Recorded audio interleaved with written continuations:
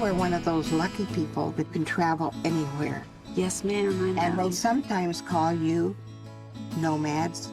It's been many years since I started out for that goal. Frances McDormand reached out to me after having acquired the book Nomadland by Jessica Bruder. Her nonfiction book really showed me just how extensive that community is and how interesting the lives of the people that were in the book. The goal from the beginning was, how do I create a journey that could seamlessly incorporate all these rich details and interesting characters that Jessica has met during the years of research she's done.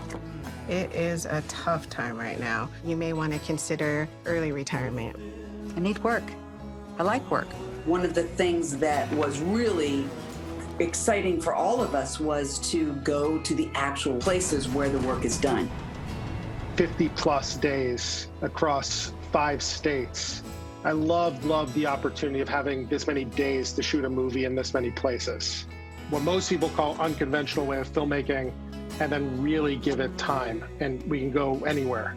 I was getting close to 62, and I went online to look at my Social Security benefit. It said $550. I'd worked since I was 12 years old. So I'm online and I find Bob Wells' Cheap RV Living. I could live in an RV, travel, and not have to work for the rest of my life. Peter Spears was the first person who read Jessica's book. We both thought we wanted to try to see if it could be a film. Just before that, I had seen Chloe's film, The Rider, at the Toronto Film Festival and thought it was extraordinary and thought that Chloe might be interested in the people that it was telling a story of. The book is about Americans on the road. They're people who've moved into vans, RVs, people who have left traditional housing behind. Many of them are at or near retirement age, but the America they're living in now isn't the same as the one they grew up in. Economic times are changing, and so my goal is to get the lifeboats out and get as many people into the lifeboats as I can.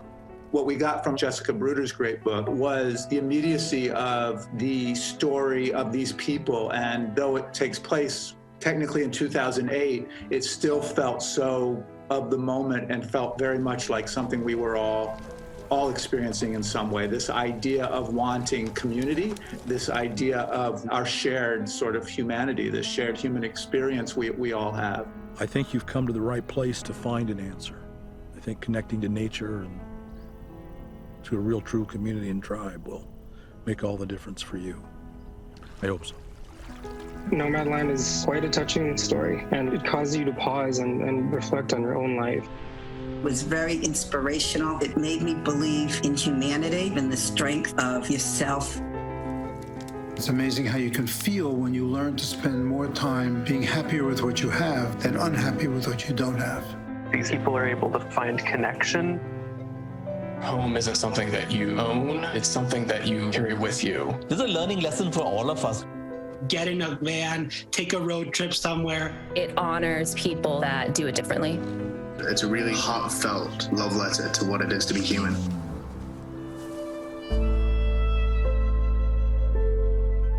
My mom said that you're homeless. Is that true? No, I'm not homeless. I'm just houseless. Not the same thing, right? No.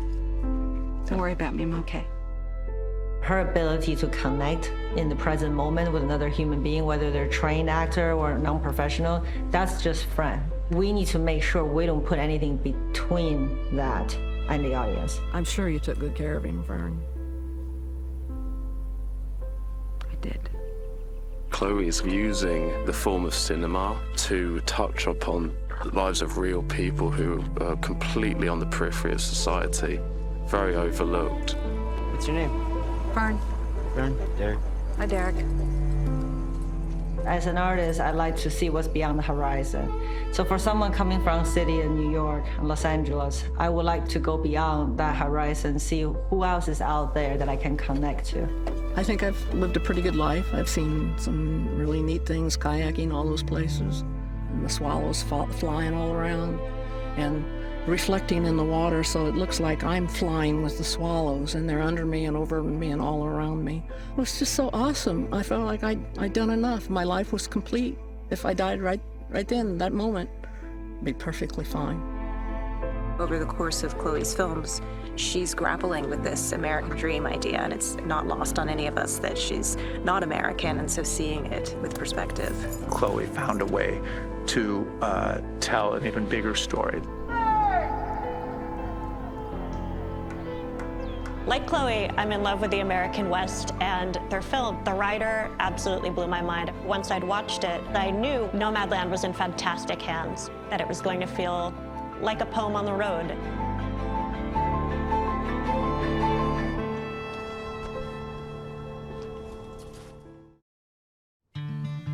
I love this lifestyle. It is a lifestyle of freedom and beauty and connection to the earth. Most of us in this lifestyle use a 5-gallon bucket. Most of us are in vans or something larger. I'm in a Prius, so I use a 2-gallon bucket. If you have bad knees, you could use a 7-gallon bucket. Molly, your cast is made up of seasoned performers like Frances McDormand and David Strathairn, but also some non-professional actors who are so fantastic. How did you go about finding all of them? It took a few months of gathering names and people that would be interested in being in the movie, and it was through Jessica's connections, and then Sue Ann Carlson, who does the 5-gallon bucket lesson. She was a really great connector to the people that would be interested, and kind of culled all of that together along with pictures of their rigs. Chloé could then speak to all the people on set or prior to the shoot and decide then who she wanted to highlight. Hi, guys. Jessica did a great job to introduce these characters, these amazing people to us in her book. And through Jessica, I was able to meet each of them and got to know them and heard a lot of their stories. And our challenge was, how do we incorporate their stories into Fern's journey? And we choreographed Fern's journey in a way so that can come organically. It's like they're dinosaurs. Nope, watch out, watch out. Watch the steps. Whoa. Chloé and Fern have presented us in a very truthful manner, and I felt that every minute I was making this movie. It's a great document of a very specific time in our world, and it takes a lot of courage to commit to the life, and I'm really humbled by it. Chloé, when I watch these beautiful montages, which tell us so much about Fern's life and the way that she's existing day to day, I think to myself, I'm curious to know if you had all of that kind of planned out, almost like in a storyboard form, or was it more of a question of shooting as much as you could and then dealing with all of that in the editing room and putting it all together then? It was 50-50. We knew from very early on that it's going to be not just a passing through space, but also time. We schedule the production according to the season. The palette of the location changes. You know, snow, desert, redwoods, badlands. In the edit, is trying to figure out how to make us to feel like a year has passed with those little short montage. And then once we got there, it's really up to Josh to find the most iconic image that can represent that place. Josh, when I watch the scenes in the van, I think to myself, how did you even do that? How many crew members could you fit in that van to get everything done that you needed to do? Yeah, it was quite a squeeze. Yeah, I mean, thank goodness the cameras are growing smaller and smaller nowadays, and the technology is there to get cameras into, you know, different environments and places in ways that you haven't seen before. Shooting inside Vanguard was most of the experience, really. It feels like most of my memory was like me and Fran doing a sort of do-si-do inside the van and cursing ourselves that we didn't build one on a stage or something. But, you know, hopefully there was an authenticity to shooting in those real places. Hey! Find anything interesting? Rocks! One of the most interesting things about the life of the van dwellers is that it is nomadic, and they travel from season to season and from job to job. To produce something like this is extremely difficult. So at the very beginning, I needed them to tell me what kind of parameters am I working in. Just talking like what's possible. We've shot in so many different locations, so many different environments, just sort of ready to adjust to whatever comes along. Filming with, real nomads, filming with real beet farmers in Nebraska, filming with real campers, and following this character of Fern as she navigates this world. The RTR is a boot camp for beginner nomads. What's RTR stand for? Rubber Tramp Rendezvous. It is in Quartzsite, Arizona, out in the middle of the desert on BLM land. You should come. We're just trying to kind of discover, life through this character's eyes. The camera is there as a sort of witness to that.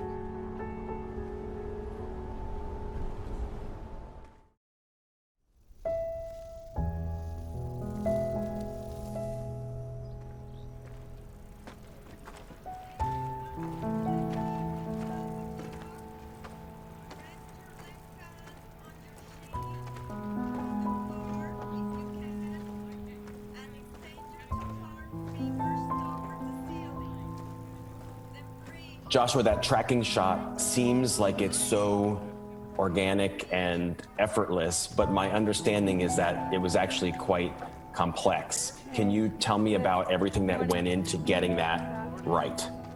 Yeah, I think it's a great shot to focus on in terms of what everyone did. The whole crew who are a part of creating something that feels organic, like it's happening spontaneously, yet we're capturing it with a more sort of cinematic gaze somehow. We did have some influences, like Hal Ashby's shot in Bound for Glory, I think was one of the first ever Steadicam shots that took you through all these traveling workers. It's just a great way of serving both character and environment, because we're following Fran from a distance and it's wide enough that the audience, the eye can kind of search the frame, but Chloe's still grounding us in this woman's emotional journey. All right, let's just do one. Action.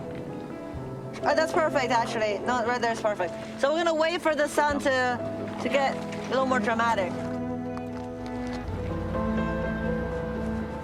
Between 4 o'clock to 7 o'clock, it's the most stressful thing you can imagine. We call it the magic hour hustle. It's that feeling of waiting for something important that's about to happen, and anticipation. This was one take, that's it. We just have an incredible producing team, organizing everything, queuing everyone. You have to plan for everything that could happen.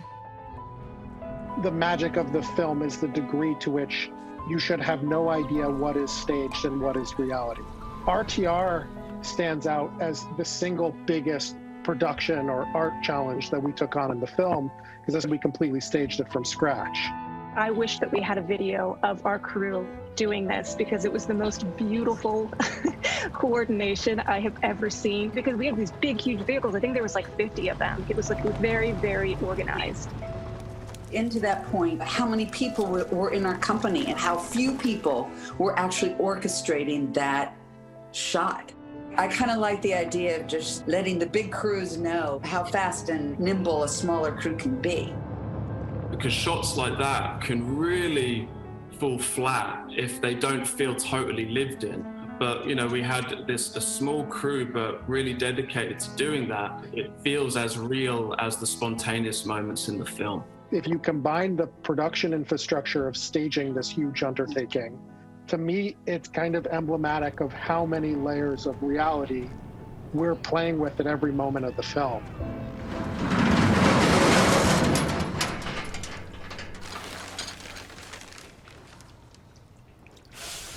Nomadland's cinematic language is very specific. The emotional connection. How can we bring that into the soundscape? Throughout the entire movie, we had such a great location recordist who given us such beautiful real location sound, and then we really just emphasize that. The great thing about Chloé is that she's extremely precise. Her style of filmmaking, in terms of her desire to have a smaller, tightly knit group of filmmakers on set, that ultimately influences the kinds of recordings that Wolf Snyder, the production sound mixer, was able to capture in these very intimate and small environments where you physically feel like you're in the space. Our incredible sound design team just rebuilt the entire soundscape. So you're not only watching, but you're also hearing things. Is it on? All right. Which hand do you want it on? Because your ears are actually getting much sharper when you're out there without all the city noises. Really creating an emotional soundscape for Fern. We have a lot of layers, sounds off screen that can improve and embrace the scenes. It's immersive. The idea was to put all the elements and preserve this balance between all the atmospheres, all the music, everything that involves the sound to be an authentic piece of art.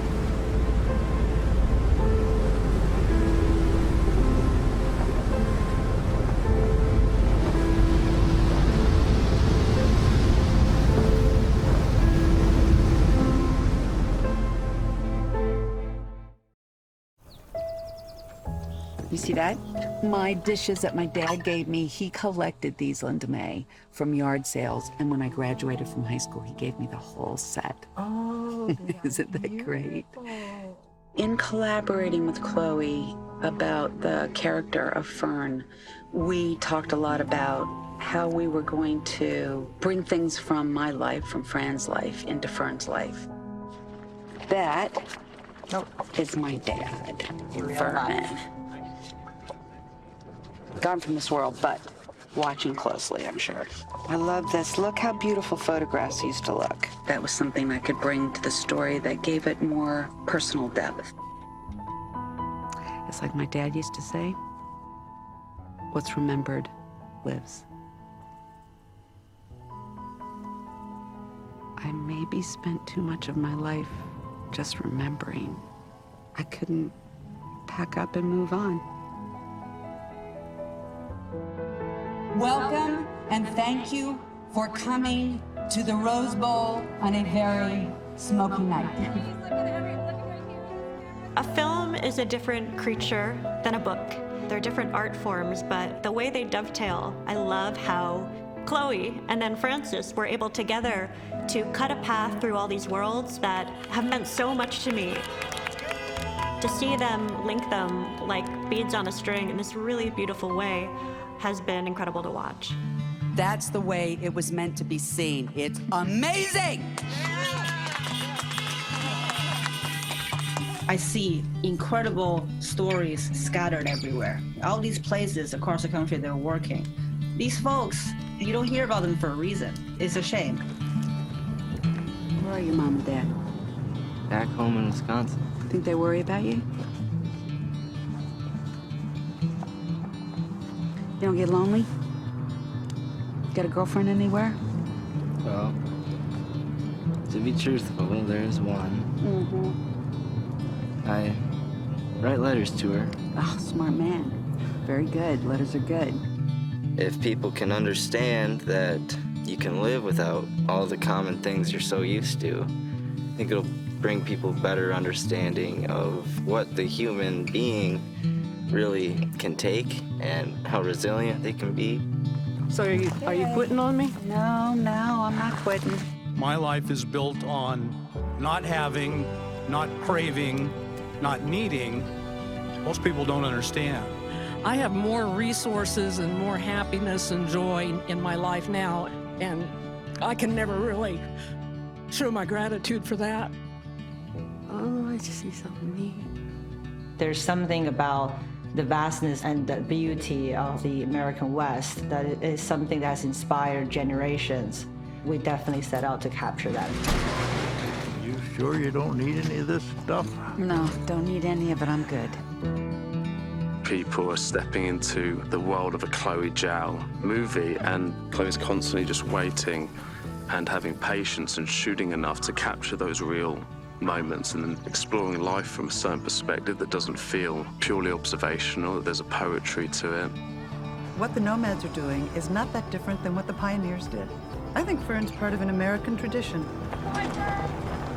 With the films I've made, there are people who live in the peripheral of society. And sometimes they're captured in very harsh journalistic lenses. You know, it's a camera with very unforgiving.